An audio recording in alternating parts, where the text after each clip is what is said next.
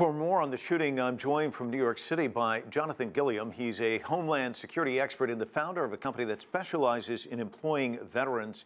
He has extensive experience in the military. We want to thank you so much for joining us. Johnathan, normally it doesn't take very long in terms of poking around before reporters or investigators discover some sort of link or an extensive online presence that points to terrorism. There doesn't seem to be there right now. And of course, yesterday in Aurora, Colorado, James Holmes convicted for a mass shooting. We've seen quite a few here in the United States. We've seen them in Blacksburg, Sandy Hook Elementary, where there is no sign as domestic terrorism. Do you think this is a rush to judgment, or do you think there really is a link there? No, I don't think there's a rush to judgment. And I think you can look at all the other ones that you pointed out there, Colorado, even the South Carolina shooting. You can look at the one in Sandy Hook. And you can kind of separate the one in South Carolina a little bit, but what you see there are people who have very, very deranged minds. Those are people who are either psychopaths or are completely lost touch with reality. You can look at their life and see the structure of their life is destroyed. And a lot of the times they get fixated on something particular and they ride that straight into the ground. Now, in South Carolina, you have to remember what terrorism is. It is a tactic used to try to change a political view of a culture. So you can kind of milk terrorism a little bit in with what happened in South Carolina with the shooting of 9 parishioners at a black church. However, what you see here is an individual that does not have a destroyed life. He doesn't show signs of psychopathology. He doesn't show signs of somebody who is mentally deranged. But what he shows signs of is somebody who had a spotless life, was a Muslim. His father was somebody who was in a terrorism investigation, although was later cleared.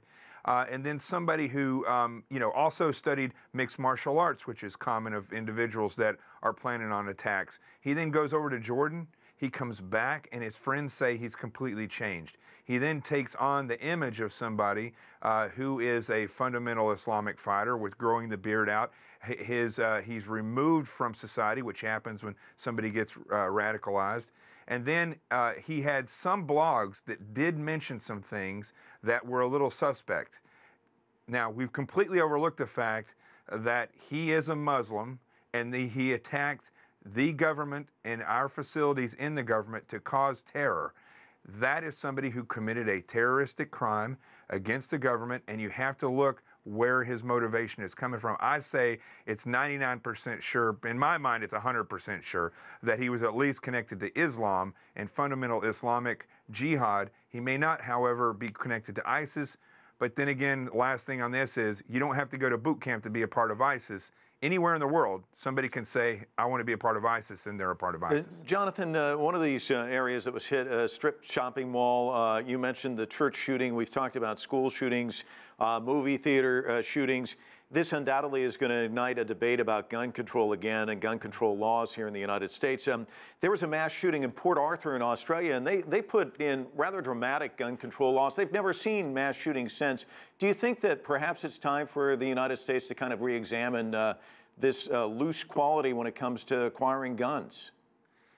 No, and I'll tell you why. I mean, honestly, in the world, once a gun was invented, the very second a gun was invented, there will always be guns in the hands of bad people. Just like when the internet was invented, people immediately started trying to figure out how they could use the internet to do bad things, whether it be pass child pornography, spy on people. I mean, extort people through the internet. That's just the way criminals and people who are deranged work. What we need in the United States, we have the right to carry weapons. It's in our Constitution. What we need is people that want to own a weapon. They have the ability to get a weapon and train to use it. I think classes for people to be trained to use it. I think what we saw here on these this Marine base, this reserve area, and also in these recruiter locations, these are people who are trained, Marines that are trained to go to war and use weapons. They come home and they're not allowed to use these things.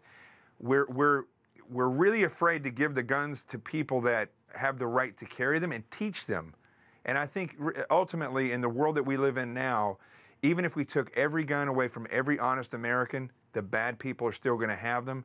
The more people, unfortunately now, like the church in South Carolina is an example, if one person in that church had been qualified to carry a weapon. All of them were able to, but they just didn't do it. But one person there that could have, they could have stopped that shooter immediately. Johnathan, we're going to have to leave it there. Johnathan Gilliam joining us from New York Live. Thank you.